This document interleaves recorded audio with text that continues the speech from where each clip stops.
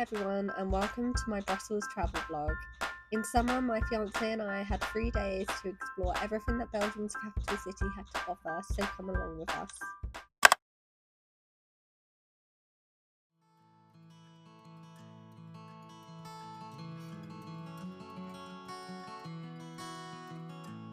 Our journey began by getting a very early Eurostar train from London St Pancras, which went directly to Brussels, and I spent most of that journey asleep before 2 hours later we had arrived at Brussels Central.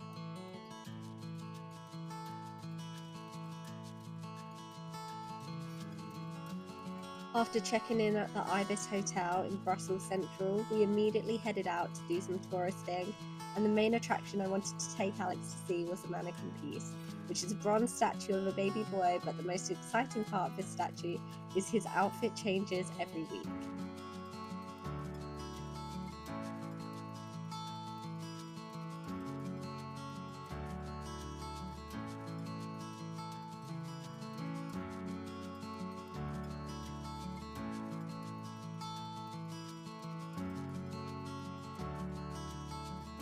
After exploring the main square, we had worked up quite an appetite, so we headed to Manhattan's Burgers to have our first Belgian beer of the trip, and we also had these delicious big juicy burgers.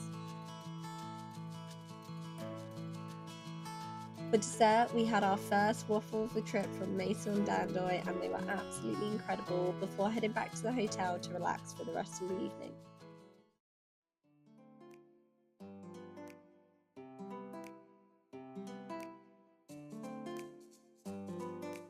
On day 2, we were up bright and early as we were taking a day trip out of Brussels to visit Luxembourg for the day. The bus journey took 3 hours, and once we arrived, our guide took us on a guided walking tour of the city of Luxembourg, and we learned so much.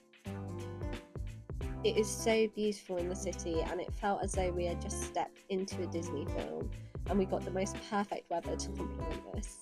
One fun thing we try to do in every city we visit is to try and send a postcard. It's a really fun excursion because the postal system is so different, but also it allows us to share our memories with our friends and families, which we absolutely love.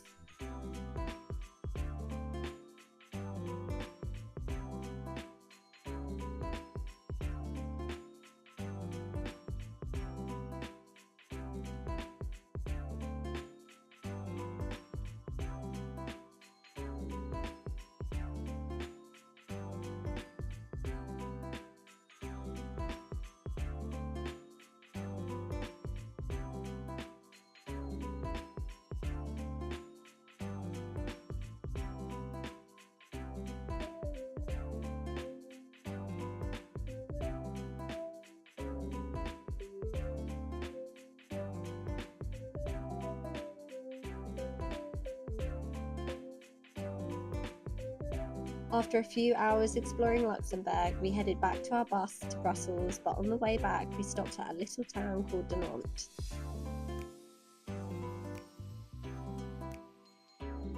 Now, Dinant is known for being the birthplace of the saxophone, and there are so many statues of saxophones everywhere.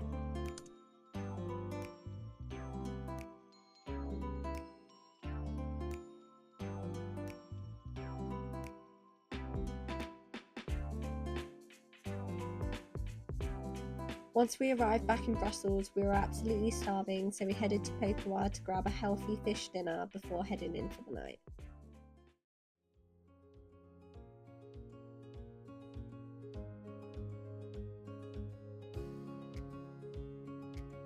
This was our final full day in Brussels, so we wanted to make it as jam-packed as possible. So we hopped straight on the subway and headed straight to Atonium, which is an incredible landmark and one of the largest, tallest structures in Brussels.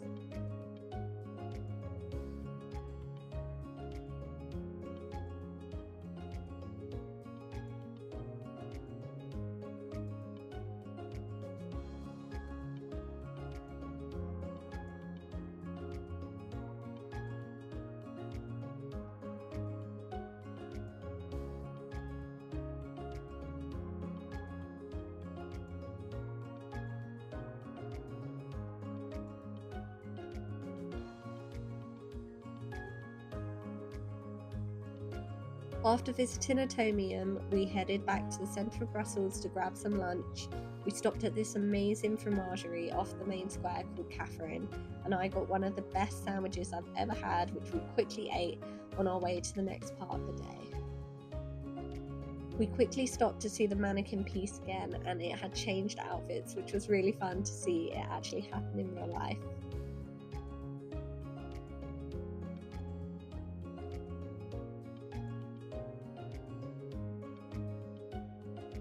Our final activity of the day was at Choco Story Museum, where we had booked a chocolate making class. This was a 2-hour class of mostly chocolate decorating, but we were not complaining.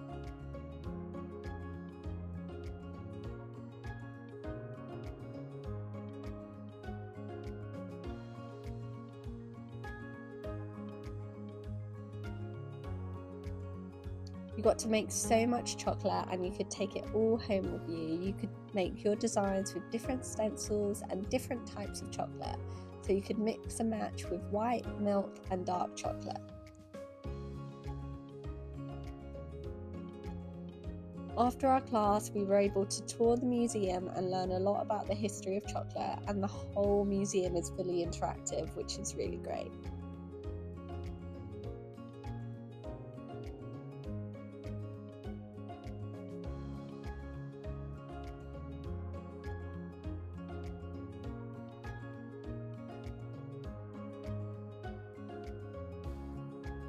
For our final meal, we headed to Wolf, which is a market hall with lots of different stalls, and grabbed some tacos, which were really delicious.